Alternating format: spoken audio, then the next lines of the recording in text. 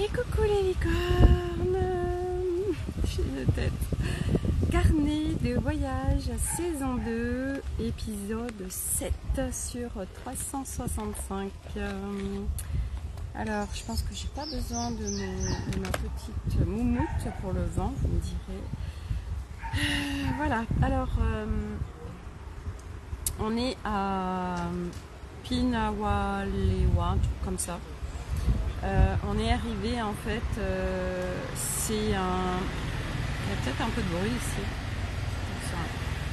Je suis vers la route, mais vous avez les palmiers derrière, c'est plus sympa. Sinon, je suis là-bas. Mais au pire, je changerai. Alors, donc on est en fait arrivé à... Ça s'appelle Freedom Project Elephant. Donc en fait, c'est un lieu où c'est une famille qui a récupéré 2 éléphants de l'industrie du tourisme. Et leur objectif, c'est vraiment de pouvoir, alors non pas leur rendre leur liberté, parce que dans le sens où ici, des animaux en liberté, les éléphants en liberté, je ne sais pas déjà où on est exactement, s'il y en a réellement. Hier, on était à Sigiriya et c'était absolument incroyable parce qu'on était en fin de journée, on a pris le tuk-tuk.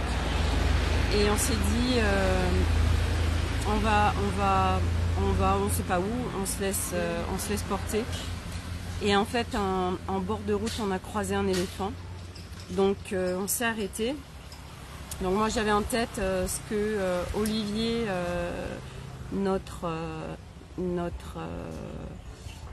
la personne qui est à Colombo, nous avait dit. Surtout, ne vous arrêtez pas avec votre tuk-tuk proche d'un éléphant, puisque lui il a eu des personnes en fait qui se sont fait renverser le tuk-tuk, voilà.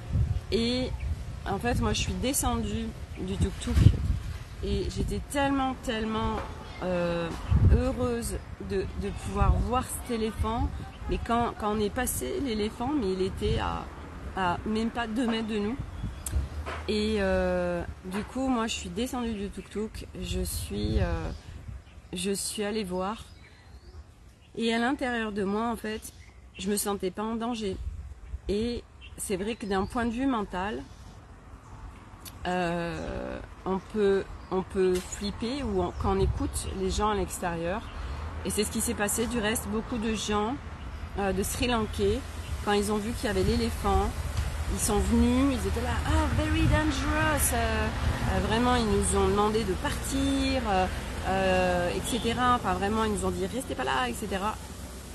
Et l'éléphant à un moment donné il a je sais plus comment on appelle ça, le bruit de l'éléphant. C'est un rugissement, mais je crois que c'est le lion qui rugit. Bref. Et en fait ce qui s'est passé, c'est que moi je me sentais pas du tout à l'intérieur de moi en insécurité. Et l'éléphant est reparti dans la forêt, j'ai réussi à un tout petit peu le filmer. Et ça a été une expérience absolument incroyable. Et en fait, peut-être qu'à un moment donné, parce que j'avais vraiment envie d'aller vers lui, il n'y aurait pas eu les Sri Lankais, peut-être que je me serais un petit peu enfoncée dans la forêt. Et je ne sentais pas à l'intérieur de mon corps le danger. Et en fait, notre corps, parce que c'est ce que j'expliquais tout à l'heure, à Arnaud, on parlait, on débriefait de cette rencontre avec cet éléphant, c'est que dans l'énergie, il n'y a pas d'espace-temps. Donc notre corps, s'il y a un danger, il va le ressentir et il va nous alerter. C'est ce qui se passe quand, par exemple, les animaux, par exemple, quand il y a des tsunamis, ils s'en vont en amont. Parce qu'ils ont ressenti qu'il y a un danger, qu'il faut qu'ils partent. Nous, si on est vraiment à l'écoute de notre corps, si on est vraiment à l'intérieur de nous, nous ressentons, nous savons, et ça demande aussi du discernement, parce que c'est ressentir le réel danger, et le discernement, si ce n'est pas une croyance ou une peur ou une mémoire qui peut se présenter, qui nous active une contraction. Donc c'est bien évidemment d'être dans le discernement, donc ça veut dire dans l'expérience, et à force d'expérience, pour pouvoir avoir le discernement entre là je suis en danger, là non, ce sont des choses qui viennent se greffer, qui pourraient me faire croire, mais c'est du fake en fait, quelque part, je ne suis pas réellement en danger. Et du coup, là, quand hier, vraiment, on a croisé cet éléphant, moi j'étais dans une paix. J'étais dans une paix, donc mon corps, il n'y avait pas d'alerte. Et si j'avais été réellement en danger, il y aurait une alerte. Et bon, à un moment donné, de toute façon, coucou Sophie, les Sri Lankais nous ont pas laissé faire en fait. Quand, comme ça, il peut y avoir une rencontre avec un éléphant, quand il y a des touristes, ils nous demandent de dégager en fait. Alors, oui, ils ont de l'expérience, mais moi, c'est vrai qu'en me connectant à mon corps, il n'y avait pas de danger. À ce moment-là, peut-être qu'après, oui, bref. Et hier, en fait, quand on est sorti de l'hôtel, mais c'était incroyable parce qu'on a pris le tuk-tuk et puis on s'est dit, on va se laisser faire, on va aller, je sais pas où en fait, on se laissait faire. Mais ça a été juste incroyable. Donc on a croisé cet éléphant en premier. Après, on a croisé des pans, on a croisé des singes, on a croisé à la fois des macaques et les singes avec la gueule noire. On a croisé, qu'est-ce qu'on a eu comme éléphant? On a eu des cygnes, on a eu, je l'ai mis dans le road trip, on a eu des cigognes, on a eu, qu'est-ce qu'on a eu d'autre? On a eu plein d'animaux. Donc en fait, on s'est fait notre safari en tuk-tuk quoi. C'était incroyable, on est passé par des endroits, on ne savait pas où on allait, il y avait des pistes, et on dit allez on y va, on explore et on a passé des moments extraordinaires. Et puis après on est allé, on est tombé sur un temple alors que on avait demandé en fait à notre hôtel et il nous disait, on disait qu'est-ce qu'il y a à faire à un tracteur. Qu'est-ce qu'il y a à faire à Sigiriya? Et il nous parle du rocher du lion, mais pas de ce temple. Et nous on tombe dessus par hasard, c'était en fin de journée. Et donc on va dans ce temple, c'était payant. Et en fait il y avait une montée à faire. Et en fait moi il faut savoir que hier quand j'ai fait le rocher du lion, j'ai vraiment pris un coup de chaud. Parce que j'ai pas pris de chapeau, j'ai pas mis de crème solaire parce qu'en fait tout était sur les sacs à dos, sur la galerie du tuk-tuk. Et sur les sacs à dos, il y avait les 2 vélos qui étaient fixés. Donc du coup, j'ai dit bon bah tant pis. Mais j'avais capté il fallait que j'ai un chapeau et une crème solaire. Et j'y suis allée sans rien de tout ça et ça tapait, ça cognait vraiment. Et du coup, j'ai vraiment pris un coup de chaud. Et je me suis vraiment sentie, je sentais mon corps qui n'était pas en super forme. Et quand on est arrivé à ce temple, en fait, il y avait une petite ascension à faire. Donc du coup, je ne l'ai pas faite parce que je me sentais pas du tout en forme de la faire. Et puis c'était à 20 minutes qu'il fasse nuit. Et Arnaud y a été avec Milo et Nolan et en fait, et c'est comme ça, j'ai dit ah bah ouais, ça aurait été trop cool. En fait, on monte sur un rocher et il y avait plein de gens qui étaient là et qui ont regardé le coucher du soleil. Bon, bah j'ai pas vécu cette expérience, c'est comme ça. J'ai écouté mon corps. Et voilà, parce qu'il y a eu le coup de chaud, plus la crève que j'ai, plus la toux. Et donc, du coup, quand on a eu terminé tout ça, ils voulaient aller dîner. Je leur ai demandé, j'ai dit, bon, moi, il faut vraiment que je me repose. Je sens que j'ai plus d'énergie, j'ai besoin de repos. Donc, ramenez-moi à l'hôtel. Donc, du coup, ils m'ont ramené à l'hôtel. Puis après, ils sont allés manger, du coup, sans moi. Et j'ai dormi très très tôt et c'est rigolo parce qu'en plus Nathalie elle arrive. Dans la nuit je me suis réveillée, donc je me suis couchée très tôt, je me suis réveillée à 3h du matin, j'avais déjà fait presque 7 heures de sommeil, j'en avais vraiment besoin. Et dans la nuit à 3h du matin pour moi ici, j'ai contacté Nathalie justement. Donc Nathalie elle était intervenue sur les enfants quand ils ont attrapé leur parasite. Et je lui ai dit, écoute, est-ce que tu peux regarder pour moi ce qui se passe, etc. Et en fait, quand elle m'a donné les infos, donc moi j'ai été me connecter aussi à qu'est-ce qui se passe au niveau de ma gorge, qu'est-ce qui se passe au niveau de la sphère ORL. Et en fait, bah oui, il y a les informations que j'ai reçues, c'est en effet cette expression Voilà, quand on est en périple comme ça, quand on est à 5, c'est d'arriver à s'exprimer, arriver à la fois à trouver sa place, être dans la justesse par rapport au groupe en fait, parce que on n'est pas tout seul. Et du coup, mais c'est d'être en pleine écoute de soi, en plein respect de soi, au milieu d'un groupe qui ne va pas avoir le même rythme, qui ne va pas forcément avoir les mêmes envies, etc. Et donc, c'est vraiment de trouver son positionnement et de s'affirmer, en fait, quelque part. Et Nathalie, quand elle m'a fait le débrief, bien évidemment, il y avait tout ça. Et puis, il y avait aussi, et ça, j'ai trouvé ça, quand elle m'a partagé ça, j'ai dit, bien évidemment, en fait, il y a mon corps. Ici, au Sri Lanka, c'est vrai que depuis que je suis ici, je suis extrêmement à l'écoute de mon corps.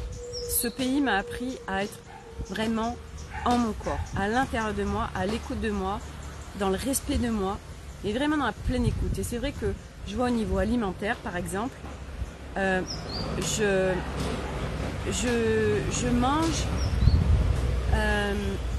mange pas tant que ça ici. Je suis en pleine écoute parce qu'en fait, il y a une part de moi qui me dit, est-ce que j'irai voir, il y a une part de moi en fait qui a peur de tomber malade, qui a peur, si j'écoute pas mon corps, ça va me mettre mal en fait.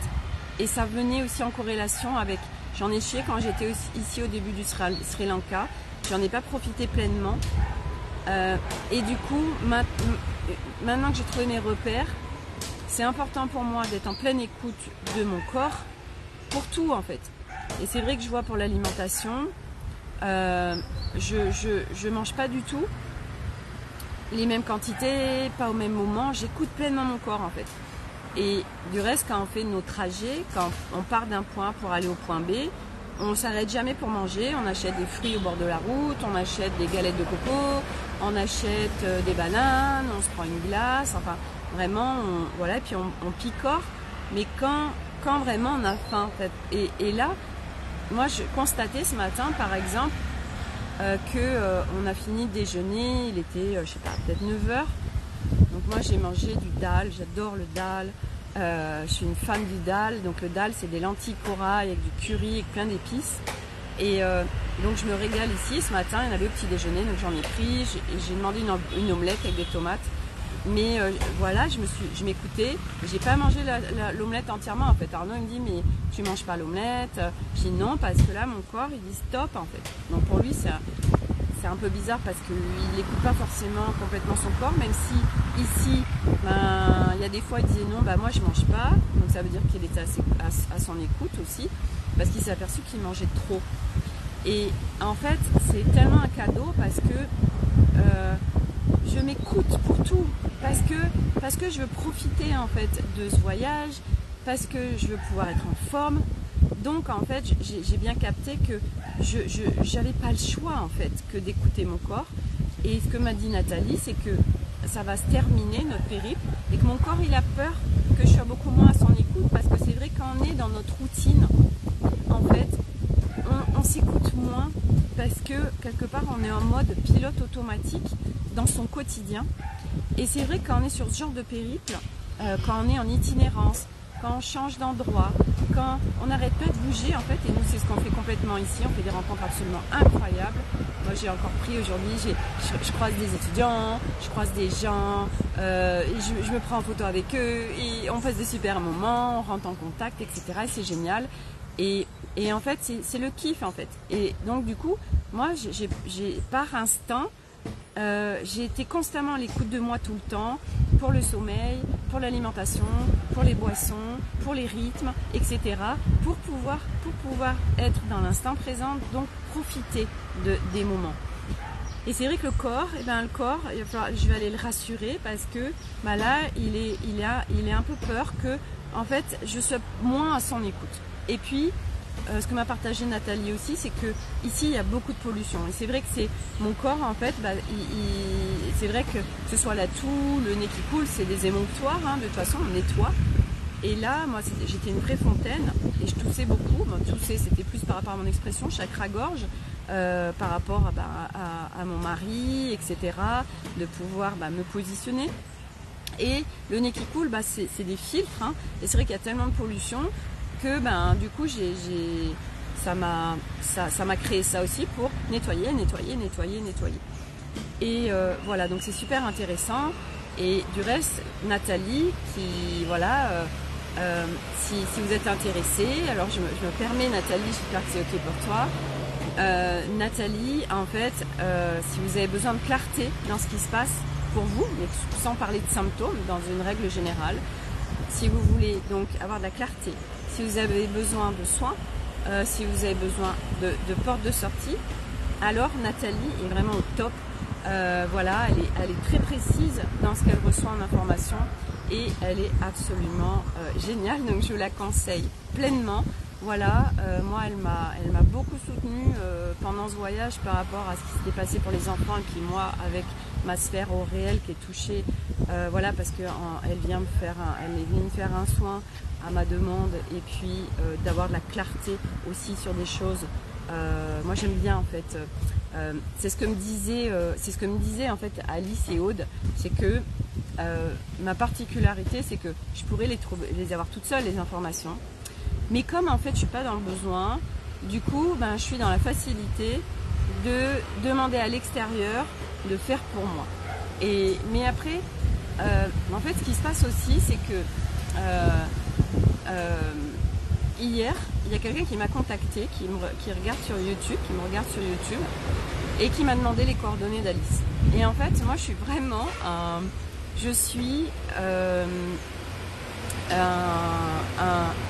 comment dire, je suis une relayeuse de personnes.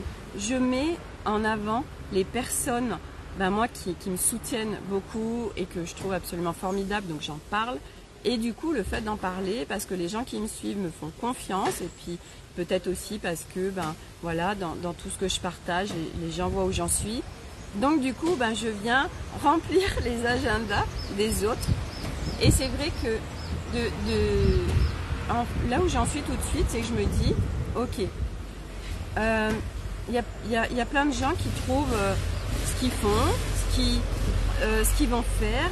Par exemple, je fais de la peinture, je fais des soins, je fais ceci, je fais cela. Et en fait, moi, ce qui revenait là, ces jours derniers, je me disais, mais bon sang. Sophie, en fait, parce que en plus, je m'en rappelle sur un live, j'en avais déjà parlé. J'étais là à me dire, mais en fait, Sophie, qu'est-ce que tu peux faire en fait? Qu'est-ce que tu peux faire en activité pour contribuer au monde? Ok, tu contribues, les gens me disent « Ah Sophie, c'est génial, tes lives, tu contribues tellement, machin. » Ok. Bon, mais ça, c'est des activités, c'est des choses qui sont offertes. L'Académie des Femmes Lumière, c'est offert. Je partage plein de gens. Mais moi, en fait, dans tout ça, parce que j'ai envie aussi d'avoir derrière quelque chose, j'ai envie d'aller plus loin, en fait. J'ai envie de contribuer plus. Souffle de vie, le groupe, il y a pas beaucoup de gens dedans. Je me dis, mais en fait, à chaque fois, je me dis, mais mon mental, il est là, il dit, mais qu'est-ce qui se passe en fait? C'est quoi ton truc en fait, Sophie? C'est quoi? Où t'en es tout de suite? Tu sais toujours pas en fait. T'as toujours pas trouvé ta contribution au monde, quoi. Et ça me paraît complètement hallucinant de pas arriver en fait à expanser quelque chose. C'est incroyable.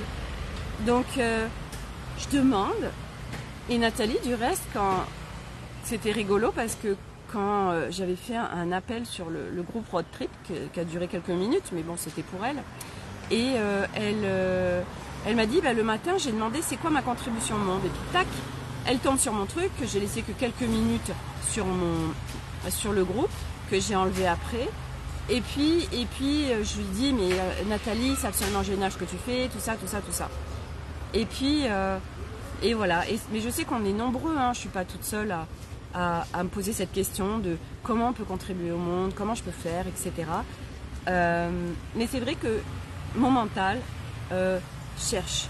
Mais on sait très bien que sur ce chemin, ça va au-delà du mental, et que le mental, c'est dans son hamac en train de boire un jus de coco parce que partout où maintenant le chemin qu'on marche, en fait, le mental, lui, est basé sur des référentiels existants.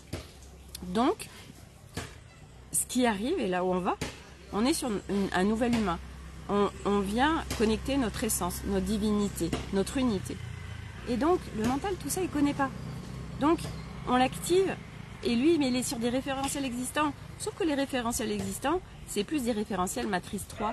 Ok, c'est pas en fait à partir de notre être unifié. Donc, le mental, il est là, il n'arrête pas. Hé, qu'est-ce que je peux faire? Qu'est-ce que je peux faire? Qu'est-ce que je peux faire? Qu'est-ce que je peux faire? Ok, mais en fait, ça sert à rien de t'exciter parce que tu ne sais pas. Voilà, donc on se calme. Voilà, donc là, vous voyez, pendant le live, je me dis ok, donc je vais aller à la rencontre de mon mental. Je vais aller discuter avec Bodhi, voilà, pour les rassurer, pour les calmer, pour les remettre en reliance, pour les remettre dans l'unité. Parce que là, en fait, il y a Bodhi et il y a mental qui sont là et ego aussi, parce que c'est relié aussi à une identité. Qu'est-ce que je peux faire, qui je suis, c'est voilà, donc on va parler aux parts de soi. Et ce que je voulais partager aussi, parce que hier, quand cette personne m'a contacté, ce monsieur, en fait, ça résonne pour lui d'aller contacter les parts de soi. Mais en soi, c'est pas compliqué d'aller contacter les parts de soi. Et pour ceux qui ont envie de tester ça, dans Souffle de vie, vous avez des vidéos qui vous expliquent, en fait, avec clarté, comment contacter les parts de soi. C'est pas compliqué. Et puis après, c'est vrai que oui, on peut aussi le faire ensemble. Voilà, peut-être que ça peut être quelque chose de mettre dans la matière. Allez contacter les parts de soi. Comment on fait? Voilà, c'est vachement simple en fait, mais c'est vrai qu'au début, il y a un gros chien noir qui arrive, qui est adorable. Au début, en fait, ça demande d'aller les rencontrer, d'aller les pacifier, de rentrer en relation. C'est comme Mowgli, c'est des enfants sauvages, toutes les parts de nous, et ça demande d'aller à leur contact. Voilà. Et en effet, mais c'est pas compliqué, en fait, il n'y a rien de compliqué sur ce chemin en fait en soi. C'est juste de s'entraîner en fait. Plus on s'entraîne et plus c'est fastoche. C'est un apprentissage vers notre nouvel humain unifié. Il y a ce trop chien. Bon, il vient contribuer au live. Regardez, je vais vous le montrer. Coucou les chiens. Voilà, il est là. Oh là là. Il est gros, hein, il est super. Alors ici, c'est vraiment génial. Donc oui, je vous ai pas partagé du coup. Donc ce matin, on est parti de Sigiriya. Je sais pas à quelle heure il était, peut-être 9h30, 10h. Et on est arrivé ici vers 16h parce qu'en fait, non, 15h. En fait, on profite. Il y aurait réellement 2 heures de route si on faisait ça en voiture, en van climatisé. Et là, en tuk-tuk, en fait, nous, on n'arrête pas de s'arrêter. Donc, on s'arrête pour prendre des fruits, on s'arrête parce qu'on a vu des singes, on s'arrête parce que tout à l'heure, on a vu ça devait être des buffles dans l'eau. On s'arrête pour prendre une glace, on s'arrête parce qu'il y a une super rivière. Alors là, je vais vous mettre des photos dans le groupe. La rivière, en fait. Donc, il y avait une rivière et c'est génial. J'ai pris des photos et tout, j'ai pris une vidéo. En fait, les gens ici, ils se lavent dans les rivières, en fait. Donc, l'eau, en plus, elle n'est pas froide. Hein. Ils prennent leur savon. Donc, ils ont un morceau de tissu. Donc, pour les femmes, qu'elles mettent bien évidemment à hauteur au-dessus de la poitrine. Et les hommes, en fait, au niveau du bassin. Et ils s'immergent d'eau, en fait. Il y a de l'eau qui coule. Et ils prennent leur savon, ils se lavent. Et puis, ils se rincent. Et puis, ça y est, ils ont pris leur douche. Et je fais waouh, c'est tellement incroyable. Et nous, on est là avec nos petites douches, hein, les occidentaux. Douche chaude, machin, enfin bref. Et en fait, il y avait ce ruisseau, il y avait cette petite rivière. Et à un moment donné, j'ai capté, ça m'a appelé à un endroit. Et ça m'a dit, prends ton appareil photo. Vous verrez sur les photos. Et ça, c'est la magie en fait d'aller capturer avec son appareil les codes solaires qui sont là. Et en fait, j'ai tourné mon appareil jusqu'à capter les codes solaires. Et en fait, vous verrez sur les photos, je les partagerai aussi sur le groupe, sur mon profil. On voit en fait, donc ça fait les codes solaires arc-en-ciel, c'est les couleurs arc-en-ciel, et il y a une clé d'activation galactique en fait. Ça fait en fait cette forme bleue ça fait une forme comme une clé, mais c'est une clé galactique. Et elle s'est montrée sur les photos. J'adore vivre tout ça. Et en fait, avec vos appareils photo, vous allez capter des choses que vous ne voyez pas à l'œil nu. Mais c'est vrai que moi, ça m'a appelé vraiment. Il y avait ce je sais pas, 1 m² de rivière. Et là, ça m'a dit, quand tu prends ton appareil photo, tu vas capter des choses. Vous verrez, c'est absolument incroyable ce qui ressort dessus. J'adore. Voilà. Donc, on a vécu ça.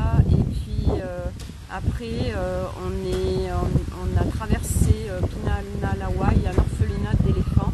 Donc, on va aller peut-être regarder. Et puis ici, on va y rester de nuit. Non, ouais, on va y rester de nuit. Et demain matin, on ira laver les éléphants, on va les nourrir, etc. Voilà, et donc ici, en fait, ils ont récupéré 2 éléphants de l'industrie du tourisme.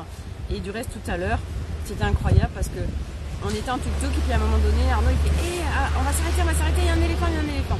Donc on voit un éléphant, en fait, dans la nature. Donc on s'arrête, hop, et moi j'y vais, je vais le filmer. Et il y a un gars qui arrive, non. Alors je me suis dit, c'est bon, il va me dire encore que c'est hyper dangereux là. Et en fait, non, c'est que, il dit c'est my elephant. Donc c'était, si tu veux prendre des photos, bah tu payes. Et en fait, les mecs, bah voilà, ils ont des éléphants. Et ils font payer pour aller les baigner, les nourrir, etc. Alors ici, c'est pareil en soi. Mais apparemment, leur objectif, c'est de...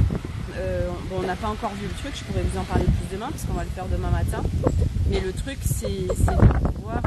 là, par exemple, la nuit, ils sont avec des chaînes, et c'est de leur construire en fait un abri pour qu'ils aient plus de chaînes, en fait, pour qu'ils soient vraiment... Et puis qu'il n'y ait plus cette maltraitance animale, parce qu'aujourd'hui, on le voyait, par exemple, on était à Sigiriya, que ce soit les éléphants, les touristes montent à dos d'éléphants, ça fait des vaches avec des grandes cornes, elles traînent des touristes dans des calèches.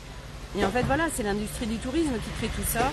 Mais moi, je suis convaincue que c'est même au-delà d'une conviction, c'est que de toute façon, vers le nouveau monde dans lequel on va, ça n'existera plus tout ça. Parce que la conscience est en train de s'expanser, tout est en train de s'expanser, et qu'il y aura de moins en moins de gens qui cautionneront tout ça. Donc, parce que les gens diront non, mais moi ça ne résonne pas pour moi, donc je n'achète pas. Et donc s'il n'y a plus de clients, il n'y a plus de vendeurs. Donc tout ça, ça s'arrête. Donc au fur et à mesure, il y a plein de choses qui vont s'arrêter par conséquence du réel. Et là, on est en chemin court, donc il ne faut pas s'inquiéter. Et puis, voilà, aujourd'hui on est dans un monde archaïque, on est dans un monde où on a été coupé de notre conscience. Et là, on est en train d'y revenir. Et puis c'est aussi de prendre de la hauteur d'âme par rapport à ces animaux en se disant, ok, ces animaux, leur âme, savent, ils ont un plan d'incarnation comme nous les humains, et quand ils viennent s'incarner, ils savent quelque part, c'est des expériences qu'ils vivent aussi, et qui doivent vivre, comme l'esclavage moderne, comme plein de choses. Voilà, c'est de prendre de la hauteur d'âme pour pas se faire happer par le truc. Et puis nous, ok, moi j'ai pas envie de cautionner ça, donc je ne vais pas à dos d'éléphant, donc je vais pas faire un tour de calèche avec ces vaches avec des énormes cornes. Voilà, c'est tout. Je ne vais pas dans les eaux, voilà, et c'est pas après pas. Et il n'y a pas de c'est bien, c'est mal, c'est juste, ok, moi, qu'est-ce qui résonne pour moi, qu'est-ce qui résonne pas, et quand ça résonne pas, je ne cautionne pas, et j'arrête cette consommation ou ce truc parce que ça résonne pas pour moi. Voilà. Donc ça, c'était le partage du jour. Voilà, donc là on est en fait dans une famille, c'est super, on est chez eux en fait, et donc là on a une chambre et puis on va manger avec eux, on va déjeuner, enfin bref, on vit avec eux en fait, c'est génial. Il y a une jeune fille qui a 21 ans, qui est à l'université, leur fille, et elle est hyper gentille et tout, enfin c'est génial. Voilà, donc c'est très agréable où on est, et puis après voilà, on fait 2 nuits ici, puis après le départ pour Ngorongoro, ce sera la fin de notre périple. Voilà, donc voilà pour est-ce que j'avais d'autres choses à vous dire aujourd'hui? Non, l'essentiel, voilà, de s'écouter. Hier on en a beaucoup parlé, de se ressentir, de s'écouter profondément, voilà, pas après pas, pour être à l'écoute de son corps, pour pouvoir se ressentir, pour pouvoir s'écouter. Mais c'est fondamental en fait, parce qu'on a notre guidance à l'intérieur de nous, on a toutes les informations à l'intérieur de nous, on a tout à l'intérieur de nous, nos propres repères, trouver cette sécurité à l'intérieur de soi, cette liberté, cette unité, c'est une globalité, tout est en nous en fait, voilà. C'est de sortir de dépendance extérieure et c'est pas après pas. Et c'est vrai que moi ici, vraiment, ce voyage, il a été tellement initiatique, vraiment, c'était incroyable. On a vécu des rencontres absolument géniales. Alors oui, il y a des choses qui étaient moins agréables que d'autres, mais dans la globalité vraiment. Ah oui, puis tout à l'heure, si je vous ai pas dit, Milo il voulait se faire couper les cheveux. Et je lui dis, écoute Milo, tu peux vivre l'expérience ici, où on attend en France. Et puis je lui dis, voilà, on lui montre la coupe d'Eliott et puis on demande de faire pareil. Et puis il dit, ouais, ok. Et donc on passe dans une ville et je vois un salon de coiffure. Du coup, je dis à Arnaud, stop, allez, on va faire couper les cheveux à Milo. Donc Milo, on arrive et il dit don't speak English, d'accord, pas de souci. Donc je lui montre la coupe d'Eliott, je lui dis voilà, la même chose. Et en fait, ça coûtait 1 €, ça coûtait 300 roupies. Et ça a été, le mec, il a super bien coupé les cheveux à Milo, je vous mettrai les photos. C'était hyper précis et tout, enfin vraiment au top. Et du coup, je lui ai même donné 400 parce que tellement, nous on donne plus en fait. Vraiment quand il y a des choses parce qu'ici, voilà, les gens, ils ont pas beaucoup d'argent et nous, ça nous coûte rien, 1 € de plus et même pas, même 100, c'est même pas 1 € de plus en fait, mais pour eux c'est beaucoup, 100 roupies. Et du coup, voilà, on se fait gonfler les pneus, on donne 200 roupies, enfin voilà, et pour nous c'est pas beaucoup, mais pour eux c'est beaucoup. Et souvent en plus ils disent non. Tout à l'heure quand on a fait gonfler les pneus du tuk-tuk, ils voulaient pas en plus la personne et Arnaud il a mis la main sur le cœur et du coup il a accepté. Et voilà, et ça nous fait super plaisir en fait de pouvoir faire plaisir aux gens aussi. Et là du coup le coiffeur il s'est pris en photo avec Milo quand il a eu terminé et tout, parce que je pense qu'il n'a jamais coiffé de blanc, parce qu'on était vraiment dans une ville un peu paumée quoi, et encore moins un enfant. Donc voilà, c'était une super expérience. Et puis c'était entre 15 et 20 fois moins cher qu'en France. Et franchement, moi j'adore sa coupe et il a super bien coupé. Franchement, ils sont bons, hein. Ils sont bons. Et puis vraiment, il a regardé Eliott et puis après tac, il a copycat quoi. Vraiment super. Donc c'était une super expérience, franchement. Voilà, c'est fun. Et puis Milo, il s'en rappellera toute sa vie en fait de s'être fait couper les cheveux au Sri Lanka. Voilà, c'est des super expériences. À chaque fois, tout est expérience et vivre pleinement les expériences. Et c'est vraiment incroyable voilà tout ce qui se vit. En effet, là dans ce pays, c'est absolument incroyable et c'est vrai qu'après, voilà, comment l'enrichissement de ces voyages, après, on les garde après quand on revient dans notre quotidien, sachant que nous, on a quand même le projet en 2024 de partir un an en tour du monde, dont 4 et 6 mois en Amérique du Sud. Et voilà, donc là ça va, j'ai une copine qui est partie en Amérique du Sud pendant 6-7 mois, elle va pouvoir me partager un peu le périple, parce que j'avoue que l'Amérique du Sud, moi, ne m'appelle pas forcément, et du coup, moi je suis hyper attirée par les pays d'Asie, je me sens comme chez moi. L'Amérique du Sud, du coup, c'est inconfortable aujourd'hui, mais voilà, c'est parce que je connais pas.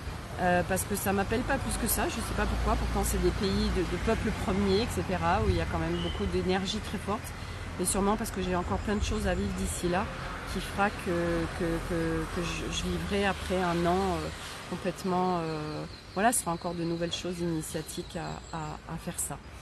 Voilà les amis, donc je m'arrête là, voilà, je vous souhaite à tous une très belle journée. Je vous dis à demain pour un nouveau live, je serai ici encore, du coup je vous raconterai le périple avec les éléphants. Et puis là on va aller dans la ville d'à côté parce qu'il y a un orphelinat d'éléphants, donc on va regarder, je sais pas trop ce que c'est, parce qu'ici il y a à la fois beaucoup de trucs touristiques, et les trucs touristiques avec les animaux, malheureusement c'est pas de la bienveillance, il y a beaucoup de maltraitance et nous on veut pas ça. Donc on va aller regarder ça. Si c'est ok ou pas. Voilà les amis, donc à demain pour de nouvelles aventures, et puis je vous mettrai toutes les photos sur le groupe du road trip, voilà, parce qu'hier je l'ai mis très tôt et en fait après on a fait plein de choses, il y a eu plein de choses, du coup j'ai refait des trucs et j'ai même mis, on s'est éclaté parce que Nolan il conduit le tuk-tuk, Là, il a fait 50 bornes en tuk-tuk en fait. Donc on va demander l'accréditation en France est-ce qu'il est en conduite accompagnée. Et en fait pour le moment il n'a pas conduit de voiture en France, enfin notre voiture. Et il a fait que la conduite avec l'auto-école. Et là du coup il a fait plus de bornes avec le tuk-tuk qu'il n'en fait avec une voiture. Voilà, mais il se débrouille super bien. Et puis Arnaud, ça l'allège aussi. Elliot, il a conduit. Milo, il a conduit. On a croisé plein de flics parce qu'ici, il y en a partout. Et en fait, soit ils voient pas. Alors moi, j'ai mis une cape d'invisibilité au niveau du tuk-tuk, bien sûr. Parce que c'est pareil, quand on s'arrête, machin, nous, on a tous les bagages, on a les vélos. Enfin, vraiment, à chaque fois, les gens, quand ils nous voient, ils se disent « c'est quoi ce truc ?» On est vraiment... Enfin, voilà, c'est l'aventure. Mais les flics ils nous laissent tranquilles souvent aussi parce qu'ils voient qu'il y a des enfants. Mais par contre on est vigilant sur le fait de la conduite parce que ici ça rigole pas et en effet Nolan il n'a pas son permis donc voilà, Arnaud reprend vite le volant quand on croise des flics et sinon c'est qu'il ne le voit pas, donc c'est parfait, la cape d'invisibilité marche très bien. Voilà, donc merci à tous, très belle journée à tous et je vous dis à demain pour de nouvelles aventures au Sri Lanka.